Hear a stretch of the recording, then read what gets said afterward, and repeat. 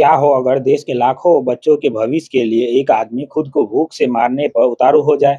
18 दिनों से बिना अन्न का एक दाना खाए एक शख्स जंतर मंतर पर बैठा है। वजन 8.5 किलो गिर चुका है, बीपी खतरनाक लेवल पर है।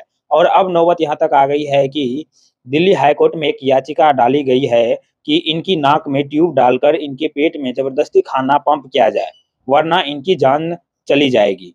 नमस्कार, एएसपी जनता तक पर मैं बात कर रहा हूं लद्दाख के मशहूर क्लाइमेट एक्टिविस्ट और एजुकेशन रिफॉर्मर सोनम वांगचुक की। वही सोनम वांगचुक जिनसे प्रेरित होकर थ्री इडियट का फुनसुक वांगडू बनाया गया था।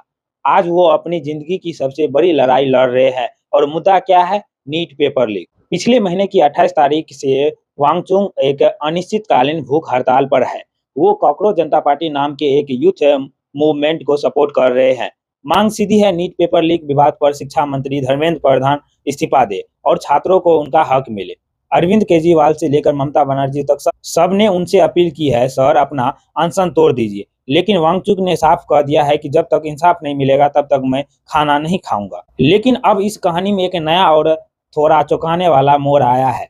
एडवोकेट राकेश कुमार सैनी ने सीधे दिल्ली हाईकोर्ट का दरवाजा खटखटाया है। उन्होंने कोर्ट में एक जनहित याचिका यानी कि पीआईएल डालकर एक ऐसी मांग की है जो सुनने में थोड़ी अजीब और दर्दनाक लगती है, यानी कि फोर्स फीडिंग की। याचिकाकर्ता का कहना है कि नए कानून भारतीय न्याय संहिता बीएनएस के सेक्शन 108 के हिसाब से अगर सरकार एक प्रदर्शनकारी को ऐसे ही तरफ तरफ कर मरने छोड़ देती है तो यह उनको आत्महत्या के लिए उकसाने के बराबर माना जाएगा। अब आप सोच रहे होंगे कि ये फोर्स फीडिंग आखिर है क्या? दोस्तों, ये कोई आसान प्रोसेस नहीं है। जब मरीज खाने से इनकार करे और उनकी जान जा रही हो तो डॉक्टर एक पतली फ्लेक्सिबल नली मरीज के नाक के रास्ते से डालते हैं जो गले से होते हुए सीधे पेट तक जाती है। फिर इस नली के जरिए लिक्विड डाइट जैसी प्रोटीन विटामिन सीधे पेट में पंप कर दिया जाता है ताकि शरीर जिंदा रहे।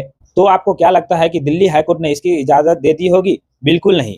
दिल्ली हाईकोर्ट ने इस याचिका का निपटारा कर दिया है क्योंकि केंद्र सरकार ने आश्वासन दिया है कि उनकी मेडिकल टीम रोज वांगचुक के हेल्थ को मॉनिटर कर रही है। जैसे ही कंडीशन क्रिटिकल होगी वो तुरंत जरूरी मेडिकल इंटरवेंशन करेंगे।